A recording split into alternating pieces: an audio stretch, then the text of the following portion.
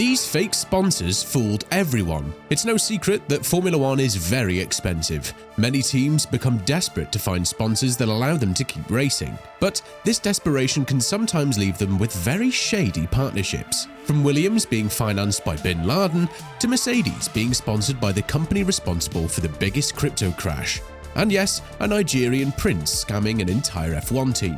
We're going to see the most controversial F1 sponsors ever, starting with Williams Story, CEO of Rich Energy, an energy drinks company. Back in 2018, Story wanted to enter F1 by buying a whole F1 team, and he had his eyes in the Force India team, but Lawrence Stroll was quicker to buy the team and rename it Racing Point. This left Story looking for other options, and he found one with Haas, because in October 2018, a multi-year agreement between the two parties was formed, making Rich Energy the main title sponsor for the American team in 2019. And from the start, this partnership raised a lot of eyebrows across the grid. Why? Well, at the presentation of the car, Story made it very clear that his own intention was to beat Red Bull on track with a Haas.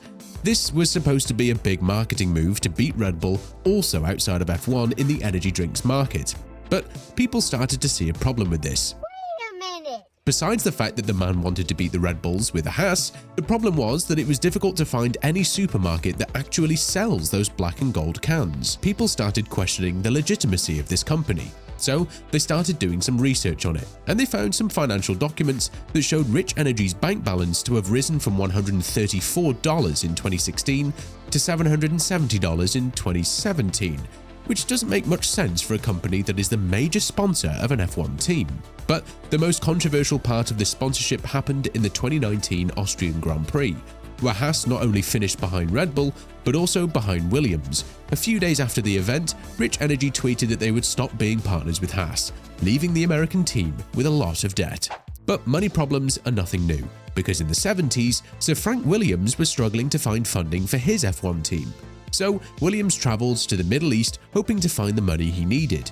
And he did, partnering with the technology group TAG, Saudi Airlines, as well as the Al Balad hotel chain, owned by none other than Mohammed bin Laden, father of Osama bin Laden. Thanks to Al Balad, Williams was able to continue in F1 and got rebranded to become the Al Balad Williams F1 team. And thanks to this new Saudi Arabian money, Williams could find the performance necessary to give their Australian driver Alan Jones the opportunity to fight for the title.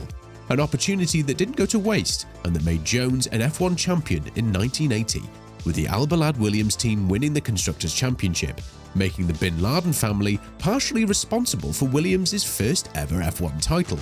Now, this sponsorship had nothing fake. The partnership was 100% legitimate and provided Williams with the money they needed. But it felt worth mentioning since, well, you know. But the next one was 100% shady, thanks to Jean-Pierre Van Rossum, CEO of Moneytron, an investment company. Van Rossum claimed he found an algorithm that predicted stock market trends, so obviously a lot of people decided to give him a lot of money. And I do mean a lot of money, because the guy owned a yacht, 108 Ferraris and 2 Falcon 900 aircrafts. 108 f***ing Ferraris. Van Rossum sponsored a Formula One team in 1989, Moneytron Onyx, and he managed to convince Porsche to give them their V12 engine, which would have been a great move for the team. However, the deal was cancelled when Van Rossum announced the deal on Belgian television, before the official announcement requested by Porsche. And that same night, he made the news again, as he had driven his Porsche to Town Square and set fire to it. The man was very unusual. But that's not all. Remember the magic algorithm that predicted the stock market trends? So that was a fucking lie. Turns out it was a pyramid scheme. So Van Rossum went to jail and the Onyx team was dismantled even before the season ended, due to the lack of money. And you might be thinking now, how did so many people fall for that scam? Well, it's hard to not give credibility to a company if you see their logo on an F1 car, especially if that F1 car is the most dominant on the grid. In 2021, the Mercedes-AMG Petronas Formula One team signed a sponsorship contract with the crypto exchange FTX. But little did Mr. Wolf know that FTX was bad news.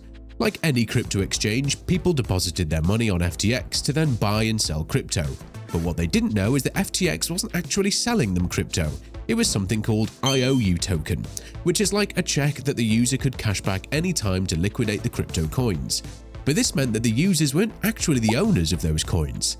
Sam Bankman-Fried, the CEO of FTX, was secretly moving his clients' money to his other companies, in addition to using it for marketing campaigns, including F1 sponsorships. But when their clients realized this, everyone wanted to get their money out at once. The problem was, there wasn't any. Bankman-Fried had disguised his clients' money as FTT tokens, but the real money wasn't there for all the clients to cash out. Not enough, at least. After 10 long days of trials, Bankman-Fried was sent to prison and FTX was shut down, leaving Mercedes not only with a big sponsor gone, but also with several lawsuits from people that lost money with their major sponsor. And if by any chance you're one of those who lost a lot of money with FTX, don't you worry, because I have the perfect story to cheer you up. A Nigerian Prince scam kind of story. Unlike many stories of this kind, this one doesn't start with an email. This one starts with the Arrows F1 team having a very bad financial moment in the 90s, and even though they'd been racing for over 20 years, they didn't know what a race win felt like. Luckily for them, a mysterious member of the African royalty would offer a big investment: Prince Malik. Malik had quite the resume. He had been educated in private schools in Britain and claimed to be a Hausa prince from the Abuja royal family, which is a big deal, I think. He also claimed to have participated in the 24 Hours of Le Mans under a fake name. However, there is no evidence of that anywhere.